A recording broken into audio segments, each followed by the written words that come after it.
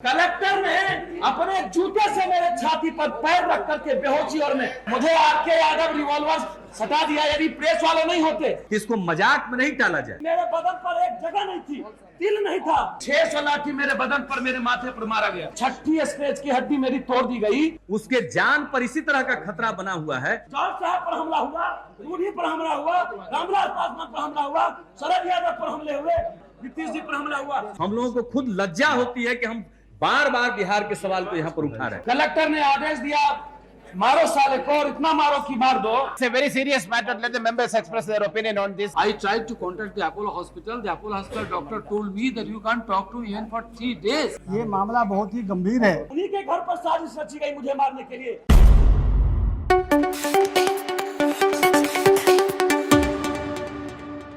बिहार में आंदोलन के क्रम में समाजवादी पार्टी के छात्र सभा के द्वारा गवर्नर हाउस को घेरने के कार्यक्रम के तहत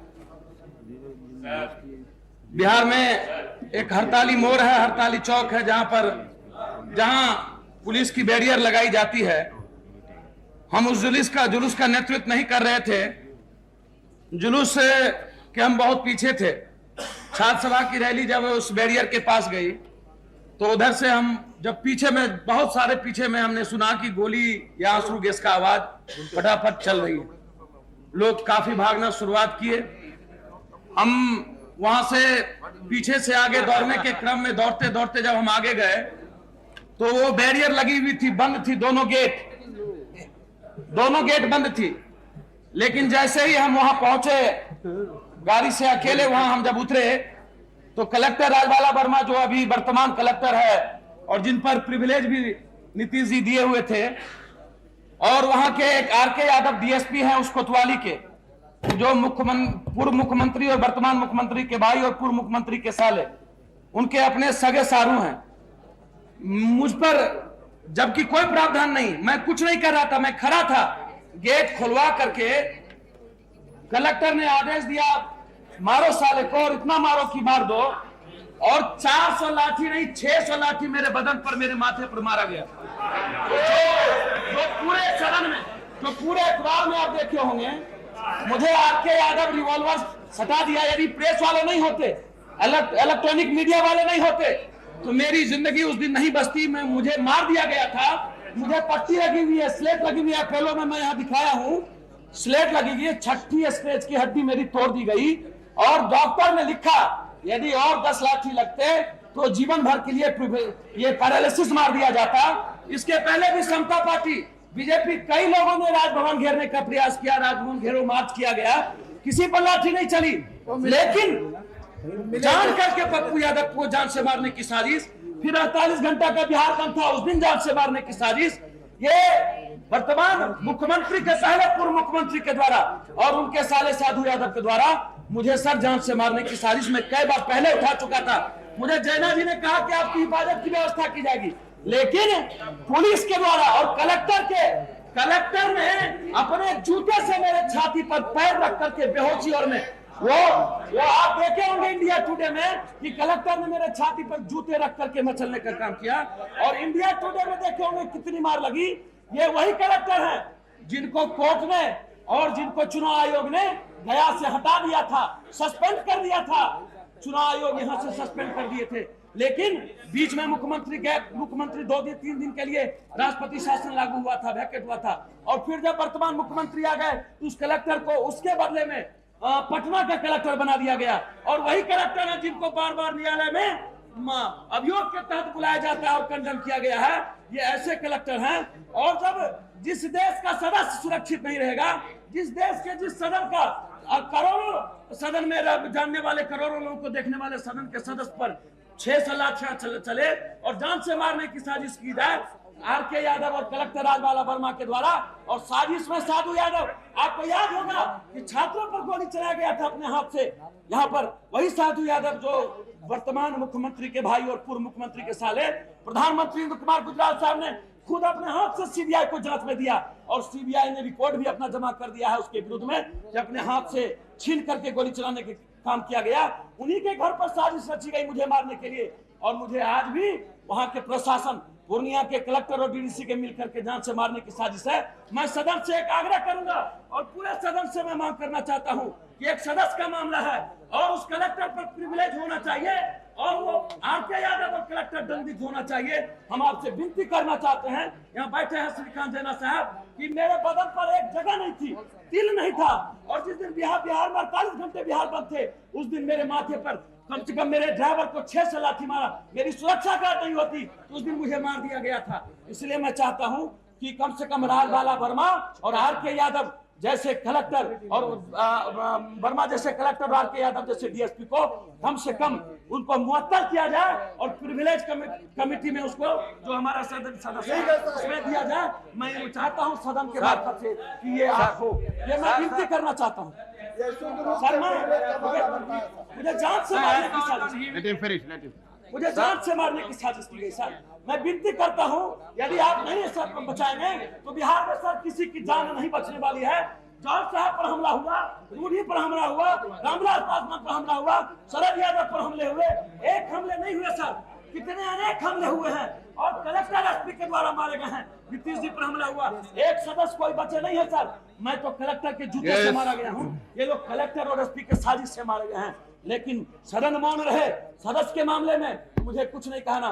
मैं अपनी बात आपसे विनती करना चाहता हूँ, प्रिविलेज में ये मामला लिया जाए। मैं हाथ जोड़ करके विनती करता हूँ, मैं इससे ज्यादा नहीं कुछ कहूँ। Nitish Kumar. श्री राजेश रंजन जी ने अभी यहाँ जो सुनाया है सदन को, जिस दिन के घटना का इन्होंने जिक्र किया है, उस दिन मैं भी पटना में था और जब सूचना मिली कि इन पर बर्बर लाठी प्रहार हुआ है और जान मारने की नीयत से इन पर हमला किया गया है, इसकी जब सूचना मिली तो मैं भी अपने सभी साथियों के साथ इनको देखने के लिए एक प्राइवेट अस्पताल में पहुंचा, नर्सिंग होम में, जहां इनको दाखिल कराया गया था और ये बेहोश थे। इनके पार्टी के साथी और परिवार के दूसरे सदस्य थे, उनसे सारे घटना की जानकारी मिली और इनके पार्टी के जो दूसरे लोग जुलूस में शामिल थे, उन लोगों से सारी घटना को जानने का मौका मिला और आज उन्होंने स्वयं भी इसका जिक्र किया है। एक बात इसमें साफ है कि जिसने भी प्रहार इन पर किया, ये जानबूझ करके इन पर प्रहार किया गया कि ये एक सांसद और ये पप्पू यादव है, पहचान करके और जान करके इन पर हमला हुआ, इसमें कोई दो राय नहीं हो सकती। अगर इनकी तरफ से कोई उत्तेजनात्मक कार्रवाई होती या ये कानून को अपने हाथ में लेते हुए पाए जाते तो इनकी गिरफ्तारी संभव थी, गिरफ्तारी हो सकती थी। लेकिन किसी भी हालत में इन पर प्रहार करना, लाठी प्रहार करना और खदेड़ने के लिए, भीड़ को भगाने के लिए लाठी प्रहार करने का पुलिस को अधिकार है, लेकिन इस तरह से किसी व्यक्ति को जान से मारने के लिए या सब दिन के लिए असक्त कर देने के लिए उन पर लाठी प्रहार करने का अधिकार पुलिस को नहीं है, किसी को नहीं है, किसी अधिकारी को नहीं है। तो जो घटना घटी है इनके साथ, इनके पार्टी के जुलूस के साथ और खास करके इनके साथ, वो जानबूझ करके घटी घटना थी, जान करके कि श्री पप्पू यादव को मारा जा रहा है। और जो कुछ भी इन्होंने स्वयं सुनाया अभी, ये बात काफी है, इस पर कार्रवाई होनी चाहिए। उस दिन घटना के बाद मैंने तुरंत प्रयास किया कि श्री मुलायम सिंह यादव, जो इनके पार्टी के राष्ट्रीय अध्यक्ष हैं और देश के रक्षा मंत्री हैं, इनसे मैं संपर्क करूं। दिल्ली संपर्क करने का प्रयास किया, वहां मालूम हुआ लखनऊ में है। लखनऊ का फोन नंबर मुझको दिया गया, मैंने लखनऊ प्रयास किया कि लखनऊ इनको सूचना दे दी जाए। आधा घंटा प्रयास के बाद भी इनसे बात मेरी नहीं कराई गई। बाद में टेलीफोन नंबर हमने छोड़ दिया, अगले दिन इनका फोन आया, पता नहीं फिर फोन कट गया। लोगों ने कहा कि इनको हम देना चाहते, हम इनको भी सारी बात की जानकारी देना चाहते थे और केंद्र सरकार के मंत्री थे, हम इनसे आग्रह करना चाहते थे कि आप स्वयं आकर के देख लीजिए। राजनीति अपनी जगह पर है, लेकिन स्वयं आकर के देख लीजिए ये कौन सी राजनीति आप लोग कर रहे हैं। संयुक्त मोर्चा है, दिल्ली में आपकी सरकार है और किस ढंग से एक आदमी, एक व्यक्ति अगर लड़ रहा है, हम लोग पहले से लड़ रहे हैं, अगर उस लड़ाई में अपने ढंग से वो शिरकत कर रहे हैं बिहार में, तो उनके साथ उनके ऊपर जानलेवा हमला होता है प्रशासन के द्वारा। मैं और किसी घटना में नहीं जाना चाहता हूं, वहां किस प्रकार प्रशासन का रुख है।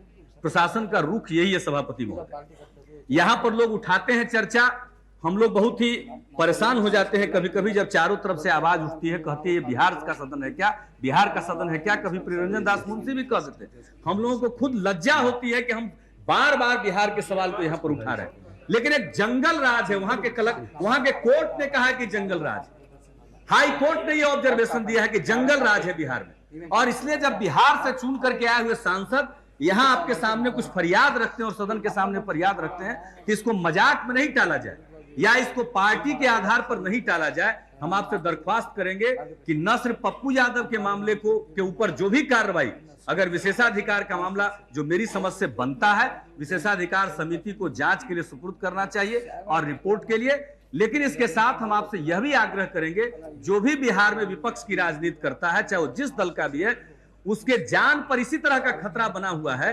न सिर्फ बाहर के अपराध कर्मियों के द्वारा जान पर खतरा बना हुआ है, बल्कि वहां का प्रशासन सत्तारूढ़ पार्टी के कार्यकर्ता की तरह नहीं, उनके एजेंट की तरह व्यवहार कर रहा है। वहां की स्थिति बहुत खराब हो चुकी है, इसलिए आप उस पर ध्यान दीजिए। बहुत देर तक हम लोगों ने चर्चा की है, हम सदन का समय बर्बाद नहीं करेंगे, लेकिन आपसे जरूर आग्रह करेंगे कि विशेष रूप से इस बात पर ध्यान दीजिए और पप्पू जी के मामले को जरूर विशेषाधिकार समिति को सुपुर्द किया जाए। एक minute, I will come to you, Mr. Munda ji, please.